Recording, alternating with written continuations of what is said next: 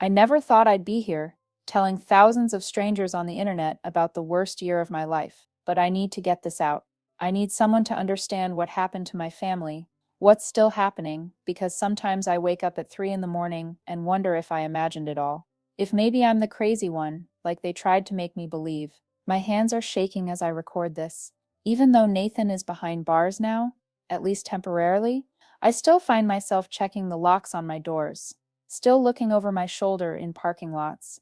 Still flinching when my phone buzzes with an unknown number. But I'm getting ahead of myself. Let me start from the beginning, from before everything fell apart. My name is Emma. I'm 30 years old, a flight attendant based out of Columbus, Ohio, and I have an identical twin sister named Rachel. That last part is important, not just because we're twins, but because we're identical. Same face, same body, same DNA. Growing up, people couldn't tell us apart unless they really knew us. Even our dad sometimes called us by the wrong name when we were little. We came into this world through tragedy. Our mother died giving birth to us, not from natural causes but from medical negligence. The doctor made a critical error during delivery, and by the time they realized what was happening, it was too late. She bled out on the table while Rachel and I took our first breaths. Our father sued the hospital. He won. The settlement gave Rachel and me substantial trust funds, enough that neither of us would ever have to worry about money if we were smart about it, but all the money in the world couldn't fill the hole our mother left behind. Dad raised us alone, doing his best to be both parents while dealing with his own grief. He never remarried. I think he blamed himself for not being able to save her, even though there was nothing he could have done. Before I dive deeper into this nightmare, I'm curious about something. If you're watching this video, where are you from? Drop your city in the comments below. I want to know how far this story reaches, because what happened to me could happen to anyone, anywhere. Sometimes the people we trust most are the ones capable of the deepest betrayal. Growing up, Rachel and I couldn't have been more different despite our matching faces. While I was climbing trees and skinning my knees, she was inside playing house with her dolls.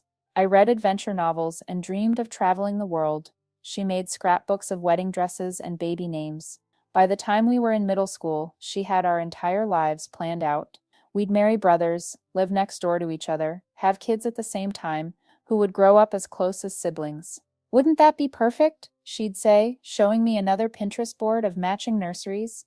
Sure, Rake, I'd answer, not having the heart to tell her that the thought of being pregnant terrified me in ways I couldn't explain. Maybe it was because of how we entered the world. Maybe it was seeing how our birth destroyed our father, or maybe I just never had that maternal instinct everyone talks about. Either way, while Rachel dreamed of babies, I dreamed of freedom. After high school, we both went to Ohio State.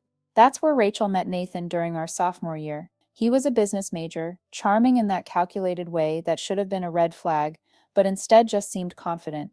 He came from money, old Columbus money, the kind where his grandfather's name was on buildings, and his mother was on every charity board in the city.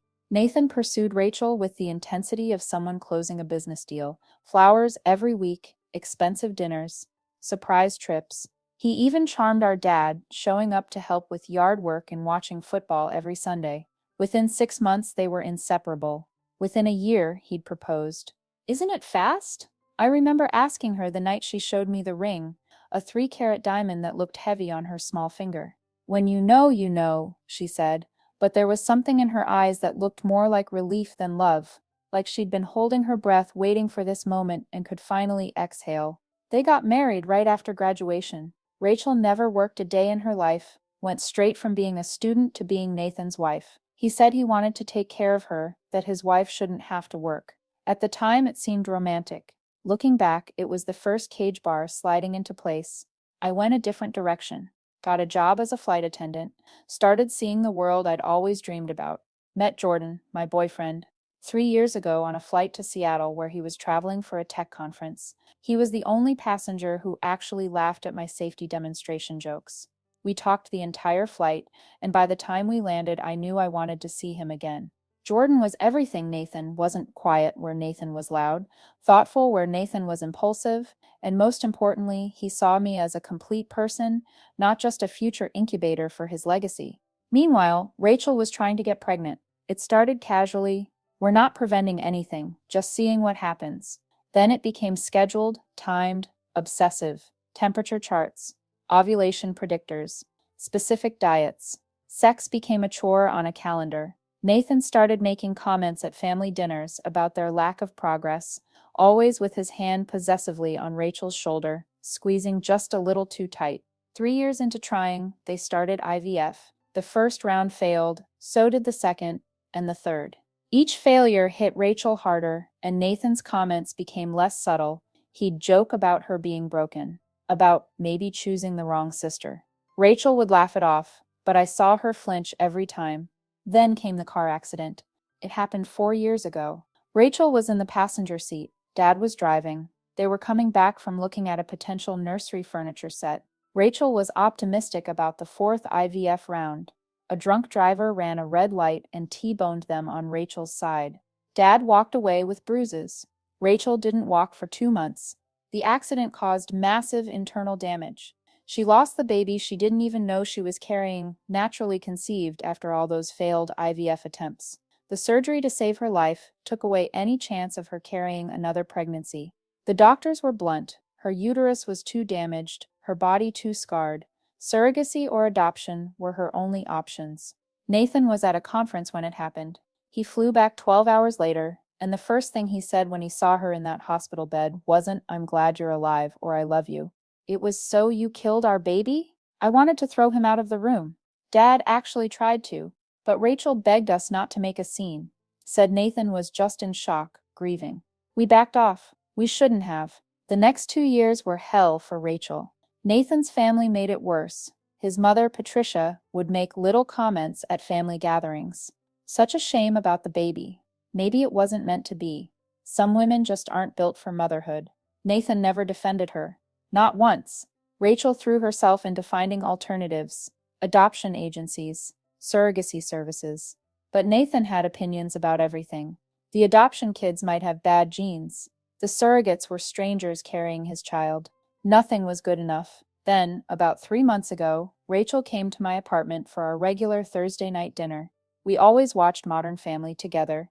It was our thing, something we'd done since college. She seemed nervous, kept checking her phone, barely touched her Chinese takeout. "I need to ask you something," she finally said during a commercial break. "And I need you to really think about it before you answer." My stomach dropped. That tone never led anywhere good.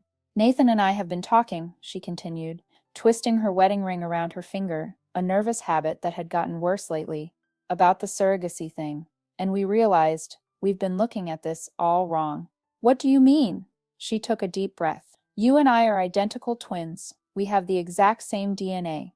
If you carried our baby, it would be genetically exactly like me carrying it. Nathan's baby, our family's genes, everything he wants." The air left the room. I stared at her, waiting for her to say she was joking. She wasn't. "Rachel, just hear me out," she rushed on.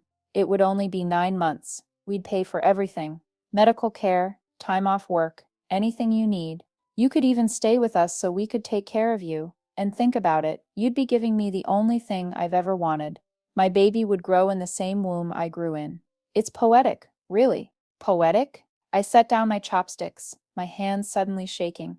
"Rachel, you're asking me to get pregnant, to carry a baby, to give birth, to help your sister," she corrected, "to save my marriage." "Save your marriage? What does that mean?" She looked away. "Nathan is frustrated. His family keeps asking when we're going to have kids. His mother suggested maybe he should find someone who can give him what he needs." "Are you seriously telling me that Nathan is threatening to leave you if you don't produce a baby?" "It's not like that," she said quickly. Too quickly. "He loves me. He needs this. We need this. And you're the only one who can help us." I tried to stay calm, tried to be logical. "Rachel, I love you. You know I love you. If you need my eggs, they're yours.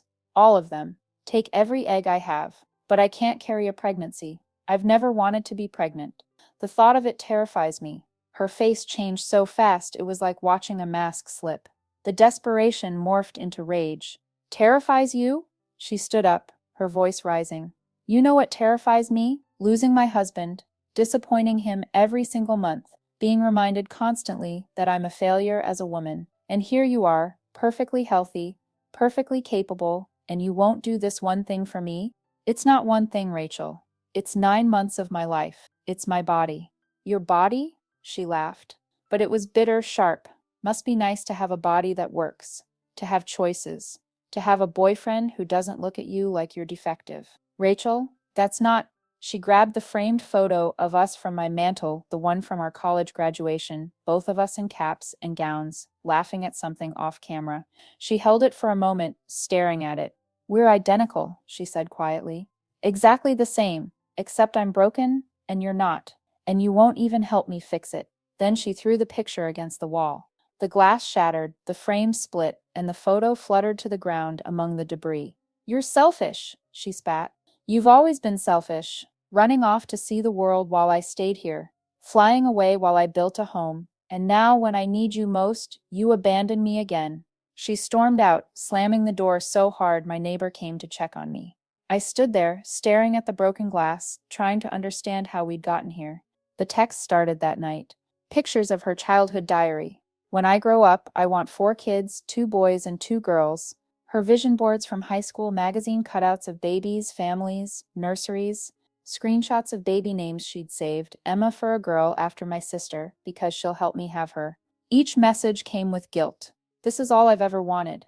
You're killing my dreams. How can you claim to love me when you won't help me? Nathan says you must hate me. I defended you, but maybe he's right. Jordan tried to help, but he was careful not to influence me. It's your body, your choice, he'd say. But the way she's treating you isn't okay. Love doesn't look like manipulation. I couldn't eat. I couldn't sleep. 26 years of being twins, of sharing everything, of being each other's best friend. Was I really going to let it end over this? I started researching surrogacy, trying to find a compromise. That's when I learned something that should have been obvious. No legitimate doctor would approve me as a surrogate. I'd never had a successful pregnancy, never even been pregnant. It was a medical requirement designed to protect women like me from exactly this situation. Relief flooded through me. The decision was out of my hands. Our dad called a family dinner that next Thursday. He always insisted we maintain traditions no matter what was happening. Family is family, he'd say, and the Browns don't care about your drama. I arrived with Jordan to find Rachel and Nathan already there. The tension was suffocating. Nathan wouldn't even look at me, just sat there with his jaw clenched, occasionally whispering something to Rachel that made her shoulders tense. Somebody needs to talk, Dad finally said, muting the pre-game coverage. This silent treatment ends now. We're family. I explained what I'd learned about surrogacy requirements. Even if I wanted to do it, no doctor would approve it. I don't qualify. Rachel started crying. I know that already. Then why? Because there's another way, Nathan interrupted, speaking to me for the first time. His voice was controlled, businessman smooth. There are clinics that don't ask as many questions. Private clinics. We just need Emma to say she's my partner for the initial consultation. Once she's pregnant, we transfer care to Rachel's doctor. Simple. The room went silent. Dad's face darkened. You want my daughter to lie to medical professionals? Dad's voice was dangerously quiet. To undergo a medical procedure under false pretenses? It's not lying, Nathan said. It's creative problem solving. It's fraud, Jordan interjected. And coercion. Nathan's mask finally slipped. Nobody asked you, he snapped at Jordan, then turned to me. This is family business. Real family, not some boyfriend who's been around for 5 minutes. 3 years, Jordan corrected calmly. And I don't need to be family to recognize abuse when I see it. Nathan stood up so fast his chair scraped against the floor. Abuse? I'm trying to save my marriage, to have a child with my wife. And this selfish bitch, he pointed at me, won't do the one thing that could fix everything. The room exploded. Jordan jumped up, getting in Nathan's face. Dad ordered Nathan to apologize or leave. Rachel sobbed harder. Get out, Dad said, his voice deadly calm. Get out of my house, now. Nathan stormed toward the door. Come on, Rachel. Rachel followed, but stopped at the porch, touching my arm. Can we talk? Just us? Outside, the autumn air was sharp, cold. Rachel hugged herself, looking smaller than I'd ever seen her. I'm sorry he called you that, she said, not meeting my eyes. Don't apologize for him. He's a grown man. You don't understand the pressure he's under. His family, they're horrible to me, to us. She was crying again, mascara running. His mother called me a murderer, said I killed their grandchild in that accident. And Nathan, when I asked why he didn't defend me, he said, maybe she had a point. My heart broke and burned at the same time. Rachel, that's insane. You need to leave him. I can't. The words burst out of her. Don't you see? If I give him a baby, everything will be okay again. He'll love me again. His family will accept me. We can be happy. That's not how love works. He was so excited when I suggested using you, she continued, like she hadn't heard me. It's the first time he's smiled at me in months. Really smiled. He said it was perfect. The baby would look just like me, have our family's DNA. He's already picked out names, bought a crib. He's happy again, Emma. I just need you to... A car horn blared. Nathan, impatient. Please, Rachel whispered. Just think about it, for me. As they drove away, I noticed Nathan wasn't looking at the road. He was staring at me in the side mirror, his expression unreadable but intense. Something cold settled in my stomach. That night, everything changed. I came out to my car after work the next day to find two slashed tires and my passenger window shattered. Nothing was stolen. My GPS was still there, the change in my cup holder untouched. This was a message. Dad helped me fix everything. Installed security cameras around my apartment. That psycho, he muttered, though we had no proof it was Nathan. I texted Rachel. Someone vandalized my car. Know anything about that? Hours later, she replied, Nathan was with me all evening. You're being paranoid. But then the stalking started, and paranoid became survival. At first, I thought I was imagining it. The same silver sedan seemed to be behind me on my drive to work. A man in a baseball cap at my coffee shop every morning, always sitting where he could watch me. Calls from unknown numbers that hung up when I answered. Then Nathan started showing up everywhere. The grocery store, he'd be in the next aisle, never speaking, just watching. The gym, he'd be on a treadmill with a clear view of wherever I was. The airport where I worked, he'd be sitting in the terminal, no ticket, just watching. Jordan started driving me everywhere. We varied my routes, changed my schedule, but Nathan always found me. The police said without proof of threats or violence, there was nothing they could do. Maybe it's coincidence, one officer suggested. Columbus isn't that big. The messages started next. From random numbers, always different. We need to talk about our baby. Stop being difficult. You know what needs to happen. Rachel is crying again.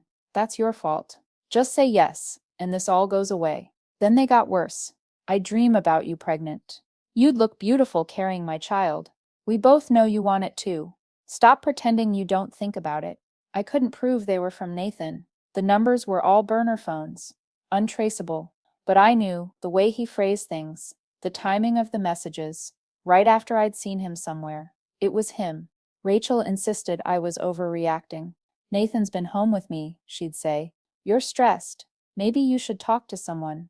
Gaslighting. I was being gaslit by my own sister. If you're still watching this, you're probably wondering why I didn't just disappear. Take a vacation, leave town, something. But I couldn't let him win. I couldn't let him drive me from my own life. And part of me still hoped Rachel would see what was happening. That my sister was still in there somewhere, under Nathan's influence. I was wrong.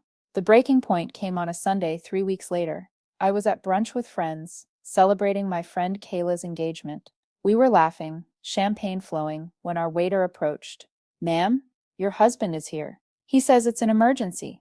My blood turned to ice. I didn't have a husband. Nathan was standing at the host stand, looking concerned and perfectly normal. Other diners were watching, some already sympathetic to whatever emergency had brought him here. We need to talk, he said, loud enough for others to hear. Please, honey, I know you're upset, but this is important. I could feel everyone watching. My friends were confused. If I made a scene, I'd look crazy. If I didn't, he won. Outside, I said quietly. On the sidewalk, away from the windows, his whole demeanor changed. Enough games, he said. You're going to do this. No, I'm not. Leave me alone or I'm calling the police. And tell them what? That your brother-in-law wants to talk? That we ran into each other at a restaurant? He smiled, but it was cold. You can't prove anything, Emma, but I can prove you're unstable. Rachel's told me about your anxiety, your paranoia, your fear of pregnancy stemming from your mother's death. Trauma-induced delusions aren't uncommon. You're insane. No, I'm determined. There's a difference. He stepped closer. You're going to give me what I want, what Rachel wants, what's best for everyone. What you want, you mean? His mask slipped again. You have no idea what I want.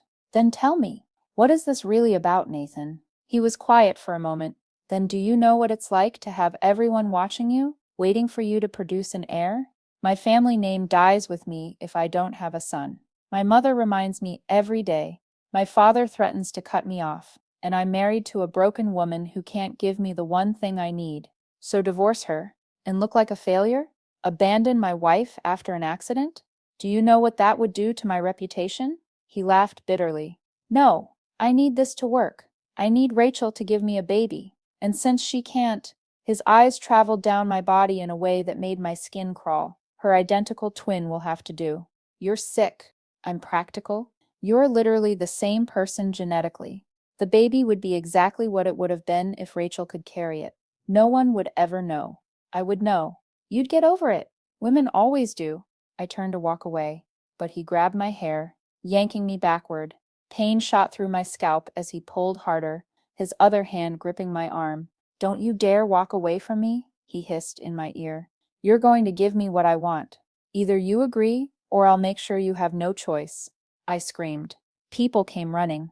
Nathan held on for another second, his fingers tangled in my hair so tight I felt strands ripping out. The police took a report. I had witnesses this time.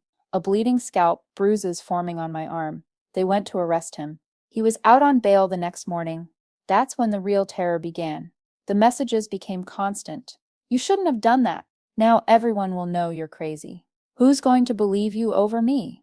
I have lawyers. You have nothing. This ends when you say yes, or it ends when you disappear. I moved in with Jordan, changed my routines, took a leave of absence from work, but Nathan always found me. At the pharmacy, you look tired, Emma. Stress isn't good for fertility. At the gas station, Jordan can't protect you forever. At the park where I tried to jog, you'd need to be in better shape anyway, for the pregnancy. Each time he'd disappear before police could arrive. Each time there would be no cameras, no proof, just my word against his. Rachel insisted he was out of town. He's visiting his cousin in Chicago, she'd say. You're imagining things. But I wasn't imagining the way my apartment was ransacked 2 days later. Everything I owned was destroyed. My laptop with my novel, years of work, smashed to pieces.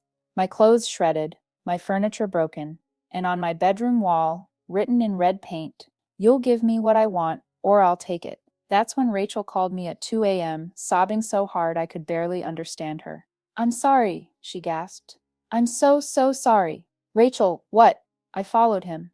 I've been following him for days. I put a tracker on his phone. "Emma, I watched him break into your apartment. I have videos. I have everything. Why didn't you stop him?" I was scared. I've never seen him like this. He's obsessed with you, not me, not having a baby with me, with you. She was hyperventilating. I found things in his office. Pictures of you he's taken, hundreds of them. Some from years ago before the accident. He has this whole file on your cycle, your schedule, everything. "Rachel, you need to go to the police." I did. I went straight there. "They have everything, Emma. There's more." I heard him on the phone with someone about fertility drugs, about making it happen either way. I think he was planning to. She couldn't finish, but she didn't need to. We both knew what he was planning. The police found Nathan at a motel 2 towns over with a bag containing zip ties, sedatives, and fertility medication. He'd been planning to kidnap me. At his bail hearing, the prosecutor read his texts, his emails, his journal entries they'd found. She's perfect. Exactly like Rachel, but unbroken. The baby would be superior coming from her. I chose the wrong sister. If I can't have her willingly, I'll take what's mine. She belongs to me. She just doesn't know it yet. Bail was denied. Nathan was charged with stalking, breaking and entering, assault, attempted kidnapping, and making terroristic threats. His lawyer tried to argue mental breakdown, temporary insanity brought on by grief over childlessness. The prosecutor disagreed. The premeditation was too clear. The obsession went back years. Rachel filed for divorce immediately. The prenup made it clean financially. She got to keep her trust fund, the house they'd bought with her money, and her car. Nathan got nothing from her, though his family money meant he wasn't destitute. But emotionally, we were both shattered. Rachel moved in with our dad, entering intensive therapy 3 times a week. She'd been isolated for so long, controlled for so long, she didn't know who she was anymore. He made me believe I was worthless without a baby, she told me one day, 3 months later, that no one would love me if I couldn't give them children. He isolated me from friends, made me dependent on him for everything. And when I couldn't get pregnant, he convinced me it was my fault, that I owed him a baby any way I could get one. It wasn't your fault, Rachel. None of it. I know that now, but I almost lost you because I couldn't see it then. Nathan's trial was 6 months later. His family hired the best lawyers money could buy, but the evidence was overwhelming. The stalking, the threats, the break-in, the attempted kidnapping supplies. It painted a picture of escalating obsession and danger. He was convicted on all charges. 12 years in federal prison, possibility of parole in 8 with good behavior. His mother still sends me letters, begging me to forgive him, saying he just wanted to be a father. I don't read them anymore. Jordan burns them for me. If you've made it this far in my story, thank you for listening. I know it's long and twisted, and probably hard to believe, but every word is true. And if you're going through something similar, stalking, coercion, family pressure, please know you're not alone. Document everything. Trust your instincts, and never let anyone convince you that your body is not your own. If this story helped you or reminded you that you're not crazy for standing your ground, please hit that like button. It helps other people find these stories when they need them most. The aftermath has been slow and painful but healing. Jordan proposed to me 6 months after Nathan's conviction. Not a grand gesture, just a quiet moment in our kitchen while we were making dinner. I want to spend my life with you, he said simply. Not because of what we survived, but because of who you are. Strong, brave, and absolutely terrible at cooking pasta. I said yes, laughing and crying at the same time. We're getting married next spring. Small ceremony, just immediate family and closest friends. Rachel will be my maid of honor because despite everything, she's still my twin. My other half. We're broken in different ways now, but we're healing together. She's in therapy, working through not just Nathan's abuse, but years of internalized pressure about motherhood. She's considering adoption now, on her own terms, as a single mother when she's ready. I spent so long thinking a baby would fix everything, she told me last week, but I needed to fix myself first. Figure out who I am when I'm not trying to be someone's perfect wife or mother. She got a job for the first time in her life, working at a nonprofit that helps domestic abuse survivors. She says it gives her purpose beyond what Nathan made her believe was her only value. We have dinner every Thursday again. No more Modern Family. We can't watch it without remembering that night. Now we cook together badly and laugh about it. We're learning to be sisters again, not just twins. Two separate people who choose to love each other, not two halves of one whole. Our dad has been our rock through everything. He installed a security system that would make Fort Knox jealous. He drives Rachel to therapy. He walked me down the aisle at my engagement party when I was still too scared to walk alone. I'm proud of you, he told me recently, for saying no, for standing your ground. Your mother would be proud too. It's the first time he's mentioned her without crying in years. Nathan's family has cut off all contact.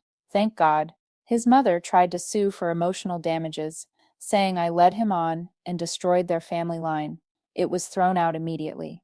Patricia still posts on Facebook about her poor son and the tragedy of false accusations, but no one takes her seriously anymore, not after the evidence presented at trial. I still have nightmares. I still check locks obsessively. I still freeze when I see men who look like Nathan. Jordan got me pepper spray, a personal alarm, and self-defense classes. I've never had to use any of it, but knowing I could helps me sleep. My therapist says trauma rewires your brain, makes you hypervigilant, that it's normal to still be afraid even when the danger has passed. We're working on it, slowly. Some days are better than others. I went back to work 3 months ago. Flying feels like freedom again. When I'm 30,000 feet in the air, I know Nathan can't reach me. Can't even send messages. It's the only place I feel completely safe. Sometimes passengers ask if I have kids. I just smile and say not yet, because explaining that pregnancy terrifies me, that my brother-in-law tried to force me to carry his child, that my own sister betrayed me for a man who saw us both as incubators. Well, that's not exactly light conversation. But I'm learning to own my choices. No, I don't want children, no. That doesn't make me broken or selfish or less of a woman. My worth isn't tied to my ability or willingness to reproduce. It took almost losing everything to really understand that. Rachel is learning the same thing. Yesterday, she told me she might never want kids after all. I spent so long thinking it was my only purpose, she said. But maybe I just absorbed what everyone told me I should want. Maybe the real tragedy wasn't that I couldn't have kids, but that I couldn't imagine my life having value without them. We're both in therapy now, separately and together, trying to untangle the threads of trauma, expectation, and identity. Our therapist says identical twins often struggle with boundaries, with knowing where one ends and the other begins. Add in trauma bonding and the specific horror of what we went through, and we've got years of work ahead of us. But we're doing it. Day by day, session by session, we're becoming ourselves again, or maybe for the first time. The trial revealed things that still haunt me. Nathan had been planning this for years. The prosecutor found journals dating back to when he first met Rachel, comparing us, noting my superior vitality and unmarred potential. He chose Rachel because she was the one who wanted him, but he always watched me. There were photos on his computer from family gatherings, zoomed in on me, notes about my cycle based on when I'd mentioned cramps or headaches, records of my work schedule he'd somehow obtained, plans for how to isolate me, break me down, make me comply. The fertility drugs they found weren't just for me. He'd been drugging Rachel too, without her knowledge, trying to force her damaged body to conceive. When that failed repeatedly, he turned his attention to me, the perfect replacement, the spare twin. It makes me sick thinking about it. How long he'd been planning. How Rachel and I were never people to him, just vessels for his legacy. How his family encouraged it, his mother especially, with her constant comments about bloodlines and family names and the duty of wives. Sometimes I wonder if I should have seen it coming. The way he'd hug me just a little too long at family gatherings. How he'd compliment me by comparing me to Rachel. You're just like her, but with more energy. Same beautiful face, but you smile more. I thought he was just awkward. I didn't realize he was shopping. Rachel says she noticed but convinced herself she was being paranoid. That's what Nathan told her whenever she brought it up. You're imagining things. You're being jealous. Of course I love you more. She's just your sister. Gaslighting. Years of systematic gaslighting that made her doubt her own instincts until she didn't trust herself anymore, until she believed him over her own observations, until she turned on me instead of him. We're working on forgiveness. Her forgiving herself, me forgiving her, both of us forgiving our dad for not seeing the signs sooner. But some things are unforgivable. Nathan is one of them. He still writes me letters from prison. The guards screen them, but some get through. They're all variations of the same theme. You belong to me. When I get out, we'll be together. You'll give me what I deserve. I turn them over to the prosecutor. They're being used to deny his parole when the time comes. His lawyer tried to get the charges reduced, arguing that childlessness-induced psychosis should be considered a mitigating factor. The judge laughed. Actually laughed. Said wanting children doesn't excuse attempted kidnapping and sexual coercion, that millions of people deal with infertility without becoming stalkers. The truth is, Nathan wasn't driven crazy by childlessness. He was always this person. The infertility just revealed who he really was, a man who saw women as property, who believed he was entitled to whatever he wanted, who would destroy lives to build his legacy. I testified at his sentencing, stood up in court, and looked him in the eye while I described the terror he put me through, how I couldn't sleep, couldn't eat, couldn't exist without fear, how he tried to steal not just my choice, but my entire sense of self. You wanted a baby, I said at the end, but what you really wanted was control, power, ownership. You wanted to mark your territory, claim your possession, breed your legacy. You never saw me or Rachel as people. We were just identical incubators, and you thought you could choose which one to use. He tried to interrupt, to object, but the judge silenced him. The defendant will have his chance to speak, she said. Continue, Miss Martinez. I want everyone to understand something, I continued. This wasn't about love. It wasn't about family. It wasn't even really about babies. It was about a man who believed he owned the women in his life, who believed our bodies were his to command, who believed our choices were his to make. That's not mental illness. That's entitlement, and it ends here. When Nathan finally spoke, he proved my point. No apology, no acknowledgement of harm, just rage that his property had defied him, that his right to an heir had been denied, that we'd conspired to emasculate him. The judge gave him the maximum sentence on every charge to run consecutively. Nathan won't be eligible for parole for 8 years, and even then, it's unlikely given his complete lack of remorse. After the sentencing, his mother approached me outside the courthouse. "You've destroyed our family," she hissed. "Our name dies with him in that cell." "Good," I said, and walked away. People ask if I'm afraid of when he gets out. Of course I am, but I'll be ready. Jordan and I are already planning, moving states before his release, changing our names, starting fresh where he can't find us. Rachel will come with us. We've already discussed it. A new start for both of us, away from the memories and the trauma and the places where we see Nathan's ghost on every corner. If you're still listening to this, you're probably wondering why I'm sharing such a personal, traumatic story with strangers on the internet. The truth is, I needed to tell it, all of it. The whole ugly truth. Because there are other women out there right now being pressured to carry children they don't want, being told their bodies exist to serve others' needs, being manipulated by family, partners, society into believing their worth is tied to their willingness to reproduce. I want them to know your body is yours. Your choice is valid. No is a complete sentence. And to the people who love someone going through this, believe them. Support them. Don't try to find middle ground with their abuser. There is no middle ground between autonomy and control. Rachel and I are writing a book together about our experience. Two perspectives on the same nightmare. How coercion works. How family can be weaponized. How identical twins can be seen as interchangeable. How women's bodies are still treated as public property. We want to shine a light on reproductive coercion, on the insidious ways it manifests, not just in obvious cases like ours, but in the subtle pressure, the guilty comments, the jokes that aren't jokes. When are you going to give me grandchildren? Your biological clock is ticking. You'll change your mind. You owe your husband a baby. What's the point of being a woman if you won't have kids? These aren't harmless comments. They're the foundation of a culture that sees women as incubators first, people second.